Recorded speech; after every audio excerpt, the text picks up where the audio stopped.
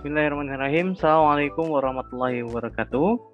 Baik, kita lanjut lagi video tutorial kali ini yang kita lanjutkan dari yang video berikutnya tentang instalasi yang sudah kita lakukan adalah instalasi Windows 7 dan Windows Server serta mengatur IP address untuk saling bisa berkomunikasi.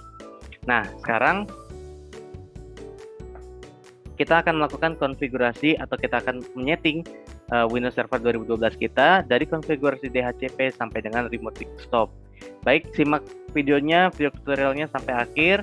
Semoga bermanfaat. Langsung aja kita mulai tutorialnya. Baik, pertama-tama teman-teman kita buka dulu VMware-nya. Ya, kita buka dulu VMware yang kita sudah siapkan, teman-teman, yang sudah teman-teman gunakan. Nah, teman-teman semua, kita masuk ke dalam Windows Server yang kita gunakan atau yang terakhir kali kita gunakan ya, yang terbaru. Karena yang sebelumnya saya sudah sudah melakukannya dan sekarang kita praktikkan kembali. Nah, teman-teman, setelah kita buka Windows Server yang kemarin kita sudah install, langsung aja kita klik power on this virtual machine. Bismillahirrahmanirrahim.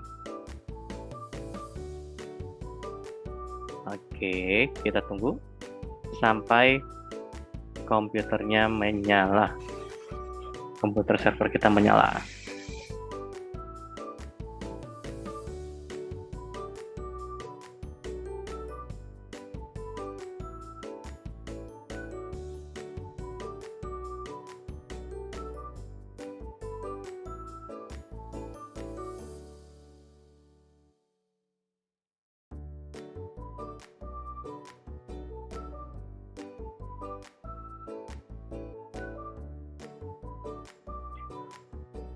Oke, teman-teman semua, kita sudah masuk ke Windows Servernya atau Windows Server 2012 yang kita gunakan, yang sudah kita install sebelumnya.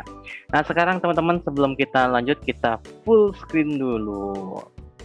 Oke, sudah di full screen seperti ini teman-teman, kita langsung saja kita melakukan konfigurasi DHCP server di Windows Server 2012. Pertama-tama teman-teman kita klik Add Role and Features. Selanjutnya adalah kita klik Next. Kita next lagi. Nah, di bagian ini teman-teman ya, di bagian ini kita perhatikan, kita cari DHCP server, kita checklist, kita add fitur, kemudian DNS server, kita add fitur, kemudian kita cari namanya web server IIS ya, kita checklist, kita add fitur. Nah, sudah teman-teman. Kalau kita pastikan dulu jika sudah terchecklist semua yang kita inginkan, kita butuhkan, maka kita lanjut kembali, kita klik next. Nah, di bagian ini teman-teman, ya silakan kita lanjut aja. Ya, kita lanjut aja, kita tidak ada yang ditambahkan, kita klik langsung aja klik next di sini. Kemudian klik next lagi, dan next lagi. Dan sampai di sini teman-teman, ya, sampai di role service. Nah, teman-teman kita cek lagi ya, kita apakah di sini ada yang belum di share checklist. Nah, yang di sini adalah yang akan kita checklist, yaitu adalah FTP server. Nah, seperti ini ya teman-teman. Pastikan sudah terchecklist FTP servernya, kemudian kita langsung aja klik next dan install. Ya, klik next dan install. Tapi sebelum diklik install, teman-teman klik restart the destination server. Automatically if required. Klik yes, kemudian klik install. Kita tunggu sampai proses instalasi selesai, yes, dari starting installation dari awal sampai akhirnya selesai.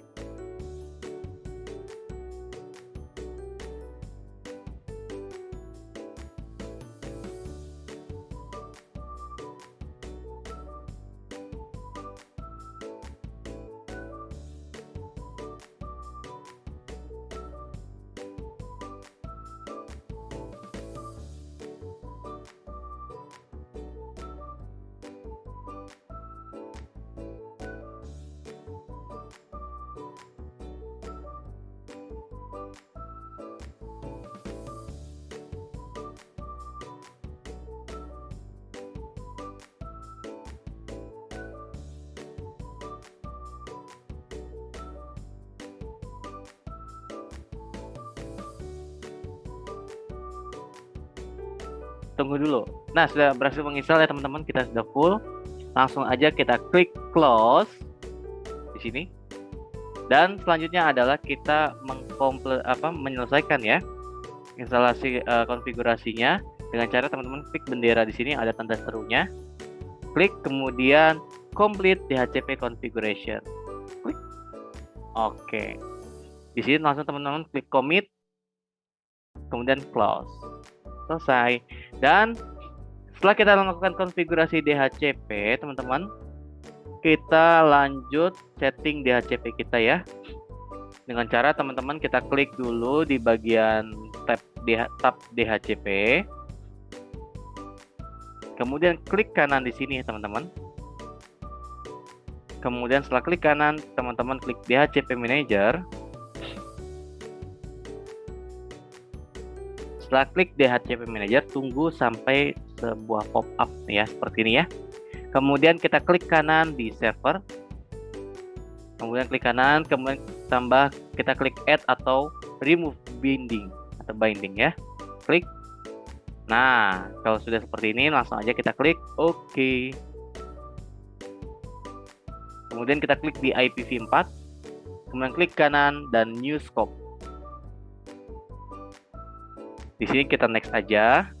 Kemudian kita kasih nama nih, name-nya. Di sini teman-teman silakan ketik DHCP. Description-nya DHCP for client. Kemudian kita next. Di sini, nah teman-teman di sini perlu diperhatikan, jadi jangan sampai salah. Di sini kita akan masukkan dimulai dari IP berapa yang bisa diakses. Dimulai dari 192.168.1.100. Ini di sini sampai dengan 200 kita buka ya. 68.1.200. Nah, untuk yang link dan subnetnya biarkan saja, langsung aja kita klik next di sini teman-teman. Oke. Ya, kalau sudah di sini bagian ini kita next aja. Nah, di bagian sini dash-nya nih, dash-nya 8 kita ganti 1 gitu ya. Kemudian kita klik next lagi. Nah, di sini kita next lagi, teman-teman. Kemudian, nah di bagian sini, teman-teman, kita ketik IP address si servernya itu sendiri, 162.1.10. Tahu yang server yang mana? Yang kita gunakan saat ini adalah Windows Server. Maka yang dijadikan server adalah Windows Server 2012 ini. Jadi kita IP-nya adalah Windows 192.168. Sorry, ini salah. .1.10. Kemudian kita klik add. Klik next. Dan di sini kita tulis nih domainnya apa nih. Misalnya domainnya dwp.net gitu ya. Kemudian kita masukkan IP kita lagi 192.168.1.10. Add.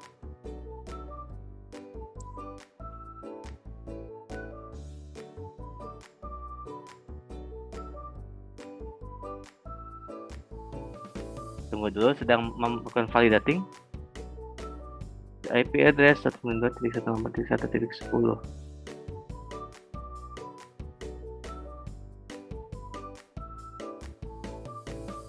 Yes. Kita hapus dulu ya.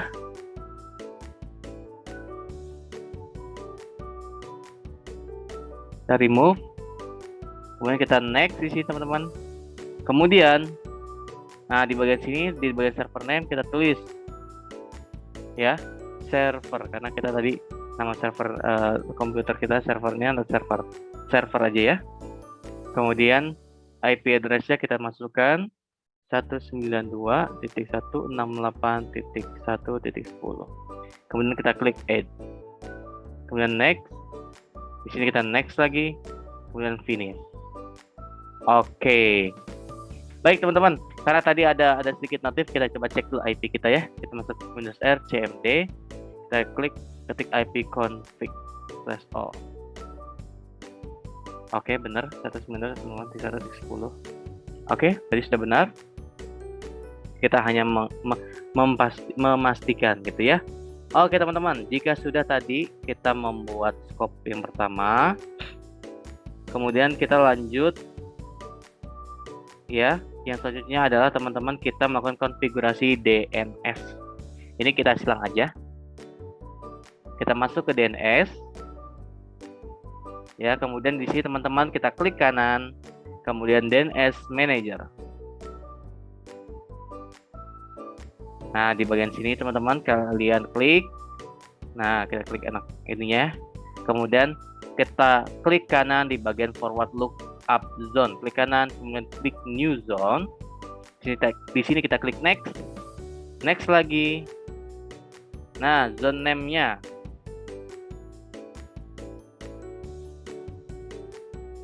Zone name-nya kita tuliskan di sini adalah yang tadi kita berikan domain ya, dwp.net.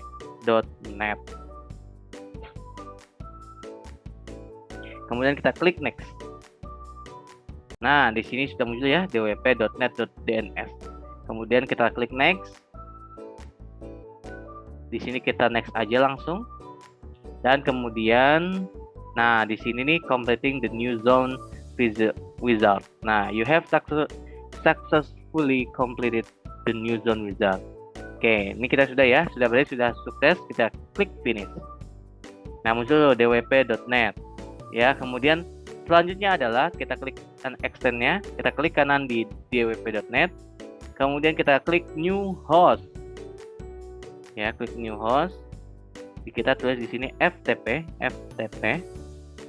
Jadinya ftp.dwp.net. Kemudian IP address-nya kita masukkan yang tadi 192.168.1.10. Kemudian kita klik add host.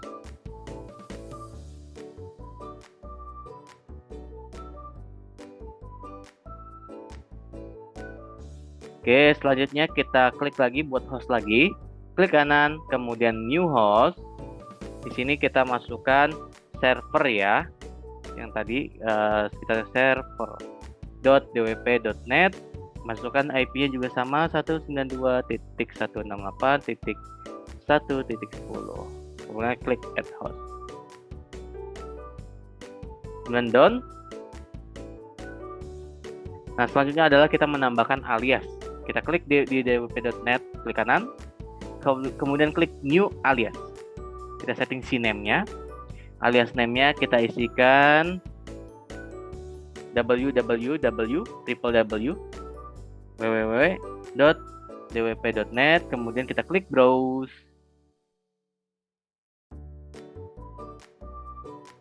Kemudian kita klik 2 kali server, klik forward-nya, kemudian klik dwp.net, klik pilih server.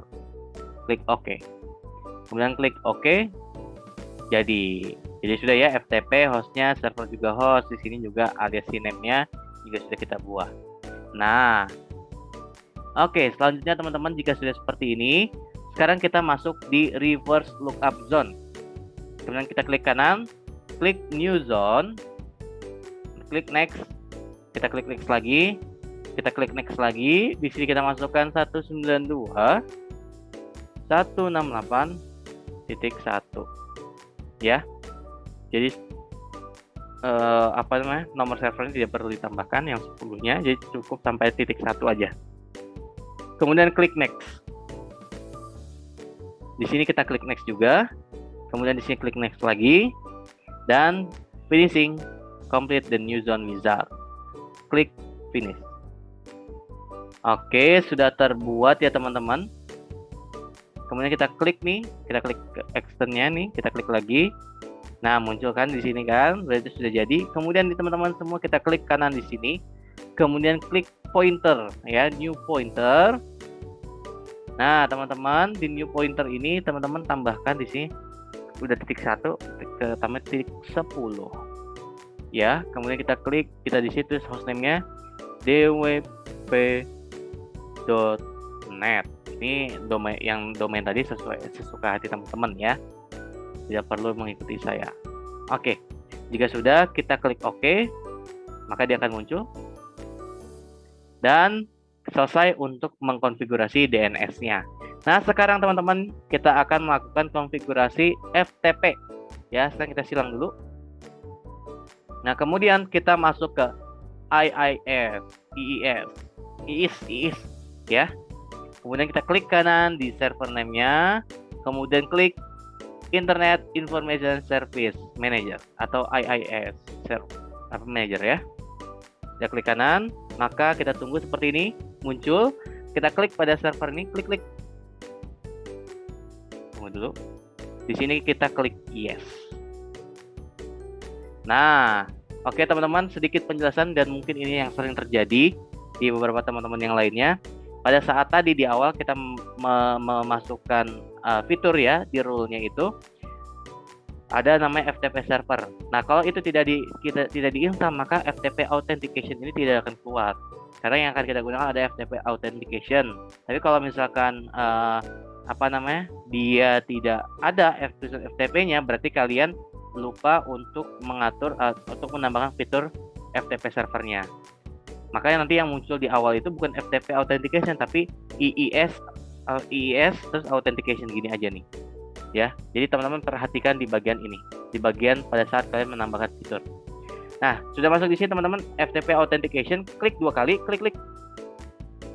Nah, jika sudah masuk seperti ini, teman-teman, kita klik di Anonymous. Kemudian kita klik kanan. Kita klik di servernya. Kita klik kanan di site.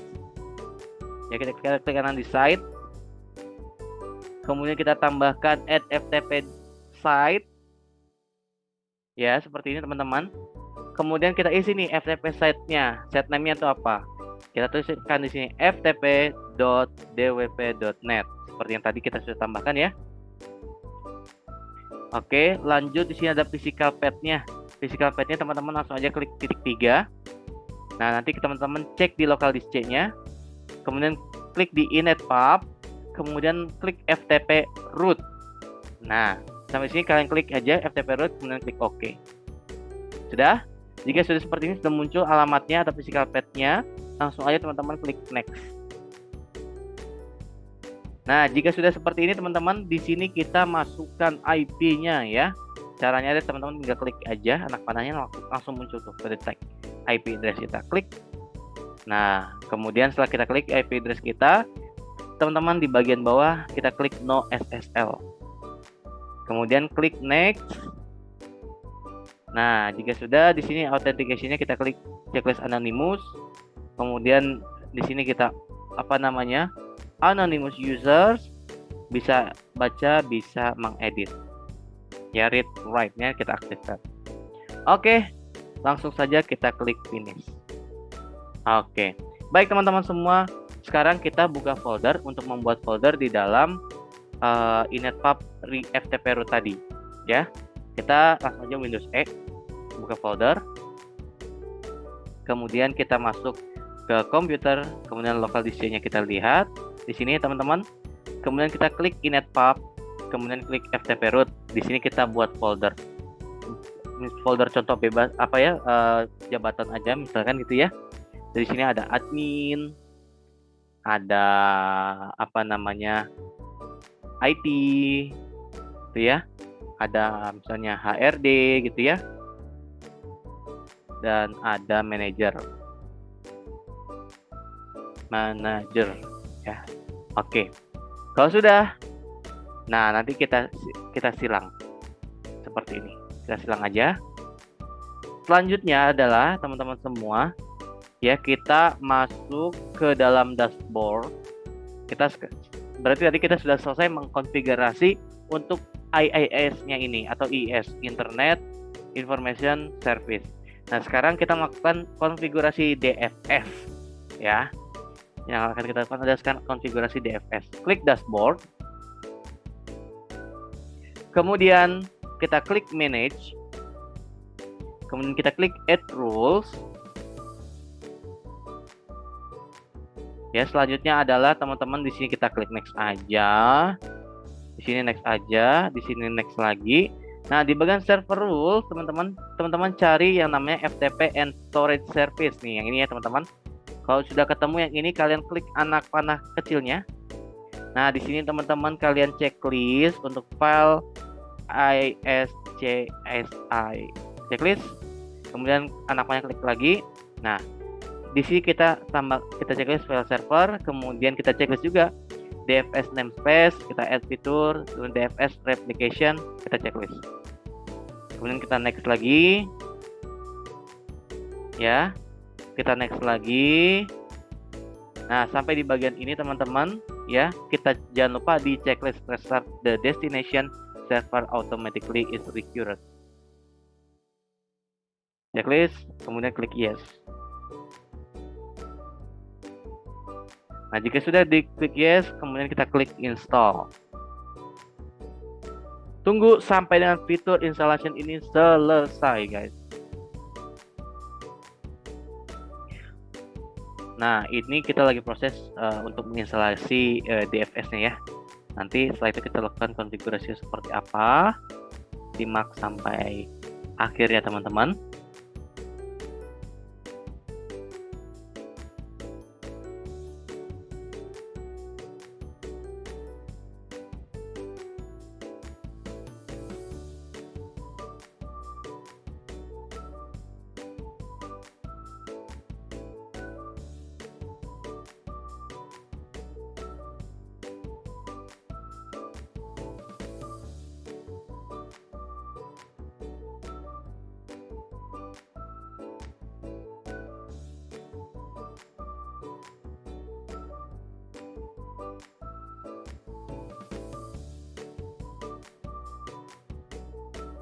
Oke, dia sudah muncul nih.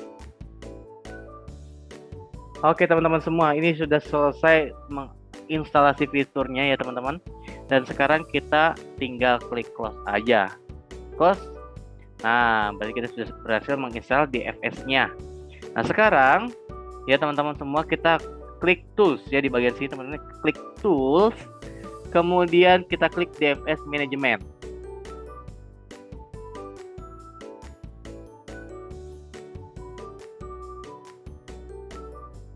Ya, kemudian di sini teman-teman sudah masuk ya. Oke. Kalau sudah seperti ini teman-teman, yang kita lakukan adalah di bagian DFS management ini kita klik new namespace. Nah, kita masukkan servernya. Tadi kita namanya adalah server ya. Server. Kemudian kita klik next.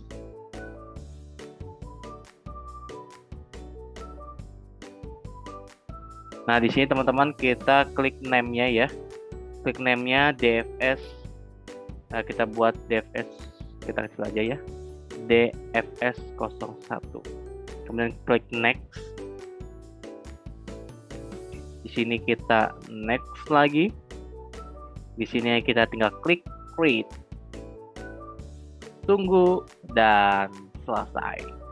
Kemudian kita klik close. Dan selanjutnya adalah kita sudah muncul di namespace-nya. Ding ding. Nah, ini dia, kita klik. Oke, sudah ya. Berarti kita sudah berhasil untuk menginstal atau mengkonfigurasi DFS-nya. Sekarang kita lakukan konfigurasi web ya. Ini kita silang dulu. Silang.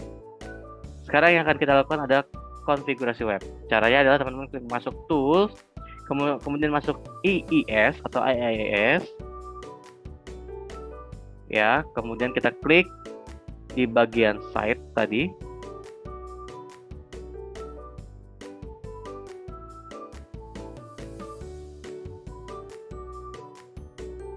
Kita klik kanan, kemudian add website. Nah, teman-teman di sini kita isi juga, www, kemudian tadi dwp.net. Ya, kemudian kita klik titik 3 di sini. Nah, di sini teman-teman kita cari folder namanya www.root. Di sini kita masuk, kemudian masuk ke inetpub. Kemudian di sini ketemu www.root. Kemudian klik OK. Nah, jika sudah, kita langsung aja ya.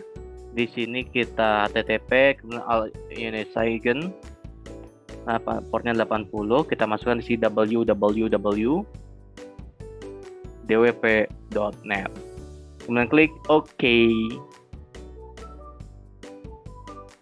Oke, kita sudah konfigurasi web. Berarti kita sudah selesai untuk konfigurasi webnya. Dan selanjutnya adalah yang terakhir, kita langsung melakukan konfigurasi yang namanya remote desktop. Caranya bagaimana? Teman-teman langsung aja kita klik local server. Mana nih? Oke. Jika sudah masuk di local server, teman-teman kita perhatikan di bagian sini ada remote desktop. Nah, di sini masih disable. Gimana cara menjadikan enable? Kita klik disable-nya. Ya, kemudian teman-teman klik select user, kita allow remote dulu ya. Kemudian klik select user. Kita di sini klik add. Nah, di sini kita ketik nih server /administrator backslash ya. Ini hati-hati nih, bukan slash tapi backslash administrator. Kemudian klik OK. Cek name dulu. Oke, sudah. Kemudian klik OK. Kemudian klik OK lagi. Klik apply dan klik OK. Tunggu sampai berubah remote desktopnya menjadi enable. Dia akan berubah sendiri.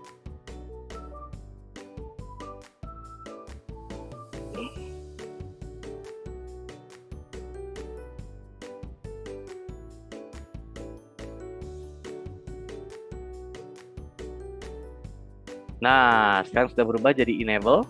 Nah, sekarang teman-teman, setelah kita lakukan dari tadi konfigurasi yang banyak itu, sekarang kita akan lakukan bagaimana caranya kita sharing folder. Ya, sharing folder dari mana?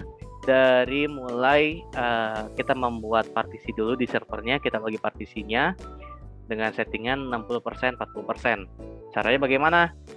Kita minimize dulu aja ini ya, teman-teman. Kita masuk di disk management. Ada nggak?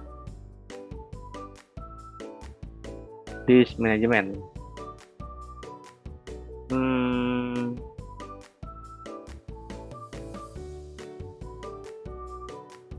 Oke, di computer management. Kemudian kita masuk storage, disk management.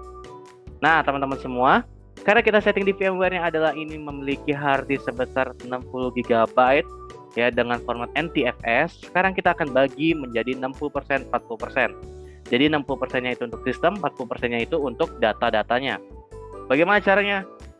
Caranya gampang, teman-teman tinggal klik string volume. Klik kanan di disk ini C-nya, klik kanan dengan kemudian klik sharing volume, string volume.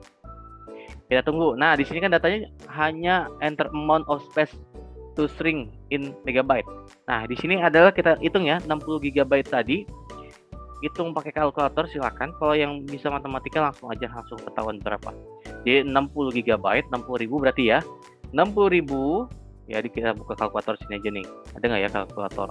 Oke. Berarti di sini kita setting nih. Di sini kita setting, langsung kita tes 60.000 ya. Dibagi 100. 60.000 dibagi 100 sama dengan dikali 40, 24.000. Berarti yang kita gunakan adalah 24.000 untuk datanya. Kemudian kita klik string. Nah, dia akan langsung kebagi ya. Jadi langsung nih 36 GB atau 37 GB itu digunakan untuk sistem atau ya OS-nya, operasi sistemnya. Nah, kita tersedia 24 GB untuk datanya. Kemudian ini kan masih unallocated gitu ya. Ini belum tahu nih dialokasikan untuk apa gitu kan. Nah, sekarang kita buat nih alokasikannya untuk menjadi sebuah data. Ya, kita klik new, klik kanan di ininya yang di 24 GB ini, kemudian klik new simple volume. Kemudian kalian klik next. Klik next lagi. Di sini kita setting nih assignment-nya. Nah, ada A, B, D, A, B, E, berarti kita E aja ya. Karena mungkin sudah D-nya udah kepake, A, B, C, D-nya udah kepake, kita jadiin hanya punya update, pakai update-nya yang E. Kemudian kita klik next. Nah, di sini teman-teman volume labelnya kita hapus, new volume-nya kita hapus, ganti data. Untuk file sistemnya biarkan saja NTFS, allocation, unit size-nya default aja. Kemudian kita klik next lagi, klik finish. Tunggu berubah menjadi healthy seperti ini, healthy primary partition. Oke, kita sudah bagi partisi dan sekarang kita akan lakukan untuk sharing foldernya, guys. Kita silang dulu. Kemudian kita masuk ke folder, kita maksimal lagi. Teman-teman sudah ada kan? Tadi hanya local disk C, sekarang sudah ada data E nih. Kita klik masuk di data E. Kemudian teman-teman semua kita klik kanan di sini, kita buat folder baru. Kita klik new folder. Kita di sini sharing file misalnya, sharing file, folder sharing file. Nah, di sini kita buat aja deh file apa aja ya. Misal kita buat filenya teks dokumen, testimoni gitu ya. Misal gitu ya. Oke, kalau sudah seperti ini teman-teman, ya kita balik lagi ke data. Kemudian kita klik kanan di folder sharing file, klik share with, kemudian specific people. Ya, di sini teman-teman klik anak panah ke bawah, kemudian klik klik anyone, everyone. Jadi siapa aja yang mau masuk ke ini bisa, gitu ya. Kalau karena kita belum menyeting ini folder ini bisa diakses oleh siapa belum sampai ke sana. Kita karena hanya menggunakan 2 PC, 2 Windows Server dan Windows 7, jadi kita cukup everyone aja. Kemudian klik add, maka akan tertambah di sini everyone. Dan sini kita ganti tidak hanya membaca tapi bisa menambahkannya juga, read or write. Oke. Kemudian kita klik share. Nah, sudah berhasil di-share. Kemudian klik done. Nah, sebelum kita menghidupkan Windows 7-nya, ya, teman-teman sekarang kita aktifkan dulu nih. Ya kita supaya nanti tidak terjadi kita proteksi untuk masuk ke IP kita hapus dulu untuk passwordnya. Karena kita belum setting password di sini. Sekarang kita masuk ke Network and Sharing Center. Teman-teman kita masuk sini, kemudian kita masuk ke Control Panel. Kita masuk ke Network and Internet. Kita masuk Network and Sharing Center. Nah, teman-teman di sini kita klik Change Advanced Sharing Setting. Nah, di sini teman-teman ini udah di turn off, di sini juga turn off juga. Kita di sini ke bawah turn off juga yang ini bagian turn off password protected sharing. Kemudian settings. Kemudian silang. Dan sekarang kita coba dari Windows 7-nya. Kita hidupkan dulu Windows 7-nya. Bismillahirrahmanirrahim, power on this virtual machine. Bismillahirrahmanirrahim. Klik.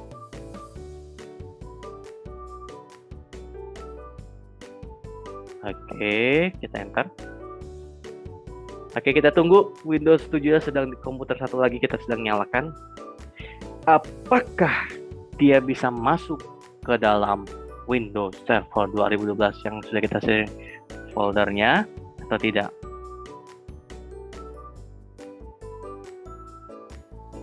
Oke, sudah menyala. Sekarang kita tes ya. Caranya bagaimana, Kak? Caranya adalah gampang. Kita masuk ke foldernya dulu, teman-teman. Kemudian di bagian library sini atas, teman-teman, di bagian atas ini kita klik, kemudian kita tekan backslash 2 kali. Klik. Nah, seperti ini ya. Kemudian kita masukkan IP servernya 192.168.0.1.10. Ya. Jika sudah seperti ini, kalian klik enter saja, teman-teman. Klik, langsung muncul ya. Sharing file. Klik 2 kali, maka filenya ada di sini. Misalnya nih, kita mau nambahin di sini. Apakah nanti di Windows Server 2012 bertambah atau tidak? Kita coba ya. Kemudian kita tambahkan misal teks dokumen client. Oke, kita cek sekarang di Windows Server 2012. Klik lagi, klik. Wah, langsung tertambah, guys. Berarti kita berhasil untuk melakukan sharing file. Oke, teman-teman semua, itu aja dari saya ya. Untuk dari mulai konfigurasi DHCP semuanya sampai dengan remote desktop ya, sampai dengan kita sudah berhasil untuk melakukan file sharing atau sharing file. Berarti kita sudah berhasil sampai di sini. Terima kasih, sampai jumpa di pertemuan berikutnya, di video berikutnya, dan terima kasih. Semoga kalian selalu dalam keadaan sehat. Wassalamualaikum warahmatullahi wabarakatuh.